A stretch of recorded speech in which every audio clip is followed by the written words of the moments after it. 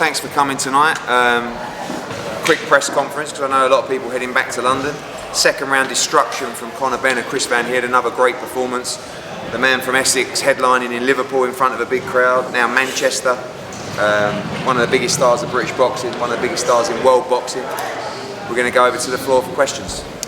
Conor, just in terms of how destructive that was, as Eddie mentioned, what were your immediate reactions after that one? Did that go exactly how you thought it was going to go? Yeah, I mean, I wasn't surprised. I hit him in the first round hard, and you know when you hit someone hard, and you know it hurts them. So, not really surprised, to be honest, mate. That's what I train hard for. I knew all my knockouts come within 4 rounds, so I knew him trying to outbox me and use his trickiness weren't going to work. He was eventually going to catch up with me. There's been rumblings of the Khan fight maybe happening next. Obviously, you got in the ring afterwards. What did you make of that experience in the ring with him? And do you actually think that's realistic? I don't think so. No, not to be honest. Listen, he's done what he's had to do. I saw a few articles of him saying that he fancies the fight with me. So I thought we'd get him in there to express them sort of feelings, which weren't there. So it's fine. Listen, I'm on a different trajectory with my career, and the only way's up. Do you think it was unfair that you got booed in there tonight? It's a bit sad to see someone like that get that sort of treatment afterwards. Of course it is. I mean, listen, he's former world champion.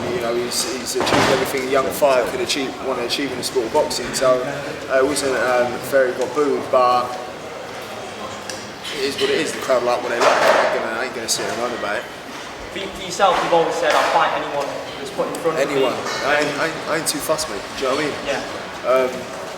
I work hard. This is what I work hard for. I train to fight anyone. I'm fight southpaw, orthodox, boxer, puncher, mover, whatever. It really don't faze me. Prior to the fight, Chris said Darren Ellis was the best fighter he fought. Did you speak to him after the fight and compare your performance against Darren? Again, talk is cheap. It doesn't matter what people say or what people think. It matters what I think. And when I say I'm the best welterweight in the division, best welterweight out there, that's what I believe. So it doesn't matter what he says or what Algeria says or what anyone else says. It matters what you believe. And I believe I'm one of the best welterweights out there in the world. So everyone's good. When you get to this stage, it's a matter of small measures. It's a matter of inches in the difference. And I believe I'm up there at the world level. So it don't really matter to me. What do you want next? I'm honestly not fussed. I'll fight whoever. I really mean that.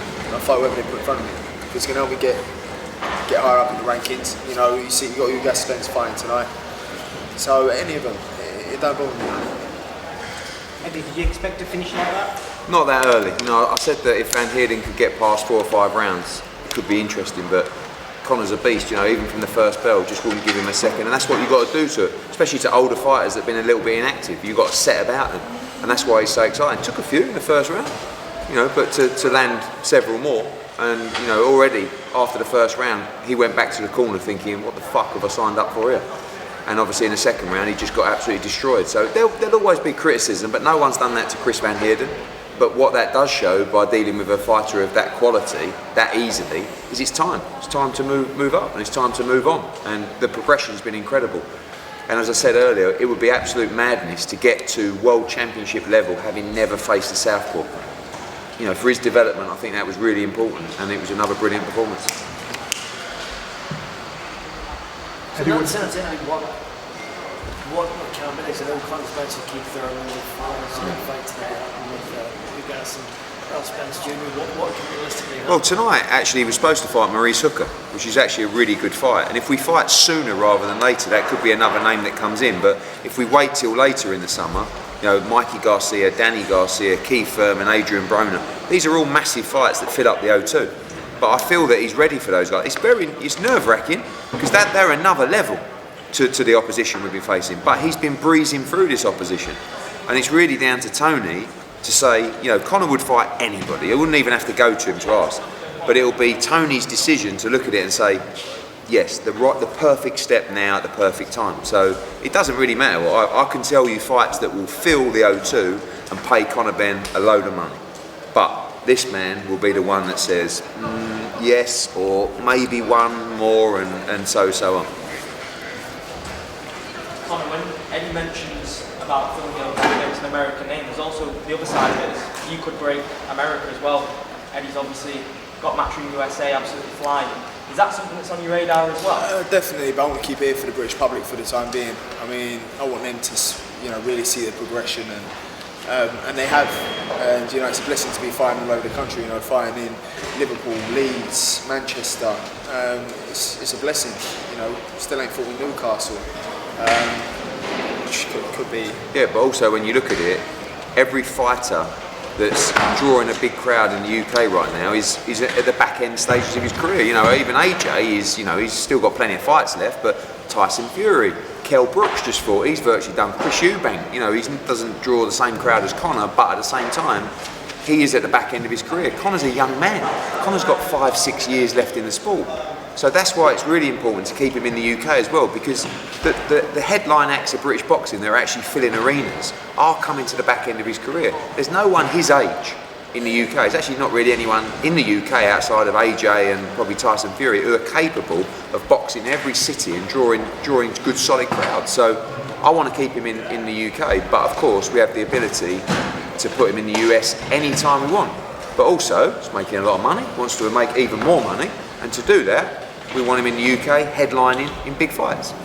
Conor, in that sense, he's talking about going back to the as you see, he's been a road warrior going around the north. What would lead you to go back to like the O2 and fill it out against the wall? I don't know, mate. Because listen, a ring's a ring for me. I'll fight anyone. I fight anyone. In a telephone box. There could be Mickey Mouse or Donald Duck sitting ringside. You're in a fight. It could be anywhere. It could be in the car park. You're not focused on that or where it is, the location. You're just focused on getting the job done and beating the other man up convincingly. When I'm in there, I'm just focused on my opponent. But fighting back in London would be great. Great for the fans, great for the supporters. But it don't matter to me where I fight as long as it's in the UK. It's overwhelming the love I get shown when I come to Manchester, Liverpool. I'll never get used to it. Let's put it like that. I walked out there and I went to Luke. I'll never get used to this. Like the love, people waiting around for me, and it's just, what do I do to deserve? It's just nice. It really is nice. Hey Conor, Eddie mentioned some great names. He says if you want to go maybe later, what would you want? I know things can change in an ideal situation. Who would I pick? It would make sense for me. Brook's number one in the rankings. I don't know about now, but he is the number one in the ranking in terms of Britain. He's former world champion. He's just come off a great win with Khan. He's highly ranked in the world rankings. That makes sense for me in terms of progression of my career because he's ranked. I'm not too fussed about the Khan fight. The reason why we got him in the ring was for him to express them feelings that he's said in other interviews about him wanting to fight me. But as now we know, it's not the case in black and white. So Kell Brook will probably be my go-to, and then obviously you've got Keith Thurman, Danny Garcia, Mikey Garcia. I'm not too interested in Maurice Hooker. I think he's of the same level as Van Heerden. I think the Danny Garcias, the Mikey Garcias, you guys fighting tonight, those are the sort of names I want. But listen, I'll let them do the matchmaking. I'll do the fighting, and as long as I keep beating them more convincingly, we're all good. It looks like Brook might be one further down the line. Is that you might be fighting? Yeah, we'll see what happens with that. But I don't know. You've got a welterweight fighter. I think it's another compliment to Kell Brook as well. Don't forget, when we were negotiating to talk about Brook Khan, I dropped that offer and I said to Amir Khan, let's just make the Conor Benn fight. And it's not that he was scared of Conor Benn, but he didn't want a young, fucking horrible pest in the ring that was just going to brutalise him. He wanted to fight someone who was probably looking for a payday as well. But then after that, now we said to Kell Brook, we've offered him the same money that he made to fight Amir Khan, and he asked for £10 million. I mean, that tells you all he says. And now, Kell Brook's looking to fight Chris Eubank Jr. at 158 rather than fighting Conor Benn at his weight. We take that fight at 150, no problem. So that shows you again, it's the compliments to Conor Benn. Because what they're looking at, and they're looking at him and going, he's a fucking horrible, spiteful motherfucker. So you've got to give me 10 million quid to get in with that horrible, spiteful motherfucker. I'll fight Chris Eubank Jr. instead at £158. What a instead of him. What a compliment. A couple of years ago, they were laughing at him, going, I'll fight Conor Benn. Oh, blimey. Now they're asking for 10 mil to fight Conor Benn.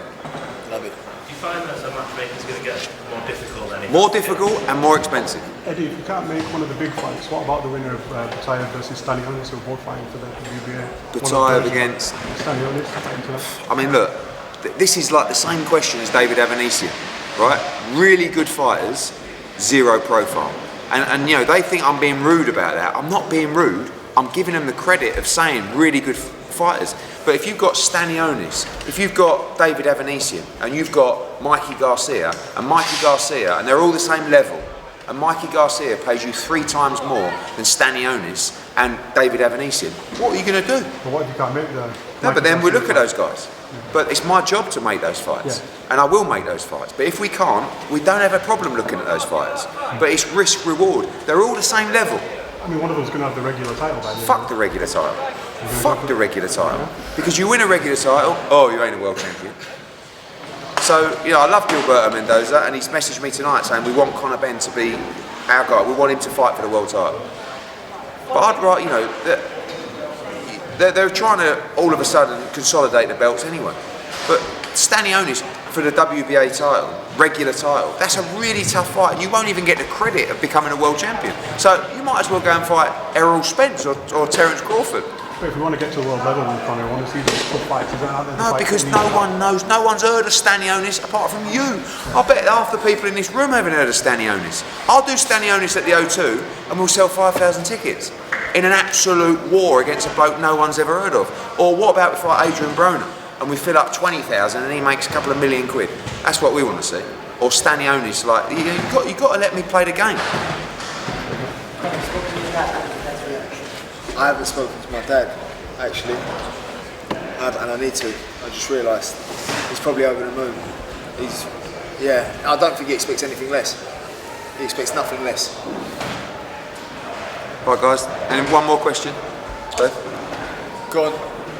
I was going to ask, we talk about all of these compliments that everyone's giving you by avoiding you. How do you deal with that frustration? How does that motivate you to push through your career?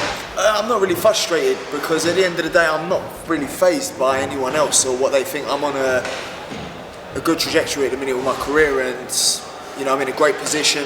I'm doing what I need to do. You know, I ain't really concerned about what anyone else says because it ain't relevant. It don't matter. I know I'm doing the right thing. I'm clearly doing the right thing because I'm sitting here right now doing this interview undefeated. And it's not just doing it undefeated, it's how I look doing it. So I'm clearly doing the right thing.